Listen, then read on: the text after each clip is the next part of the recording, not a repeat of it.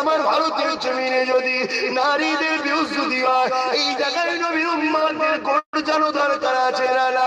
ভেবে দেখো, চিন্তা করে দেখো, কাশ্মীরের মন্দিরের মধ্যে পুরোহিতরা, পূজারীরা 7 দিন 8 দিন ধরে 7-8 বছরের বাচ্চা আশিফাকে রেপ করে মেরে দিল। এ নবীর উম্মতেরা, যে নবী সারা জীবন কুরবান করেছে নারীদেরকে বাঁচাবার জন্য, আজকে কাশ্মীরের মন্দিরে ওই আসিফা ইনসাফ পেল না। কি করে পাবে?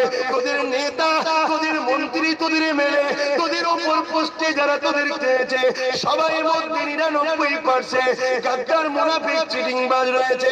এখানে তোরা কথা বলতে গেলে তারা তখন তোদেরকে চেপে ধরে। আমি আব্বাস থেকে চাই বাংলার বুকে এমন একটা শক্তি তৈরি করবো, এই বাংলার কোন মা, এই বাংলার কোন নারী, এই বাংলার কোন মেয়ে, হোক সে হিন্দু, হোক সে খ্রিস্টান, হোক সে আদিবাসী, হোক সে দলিত, কে কি ধর্ম দেখা আমি দেখবো না। আমি দেখবো আল্লাহর সৃষ্টি। কোন নারীর উপরে যদি বিউজ্জতি হয়, আমি চাইছি এই পাওয়ার দ্বারা, যুবকদের দ্বারা ওই জালিমের প্রতিশোধ নিয়ে এমন একটা সমাজ গড়ে তুলবো যেখানে নারী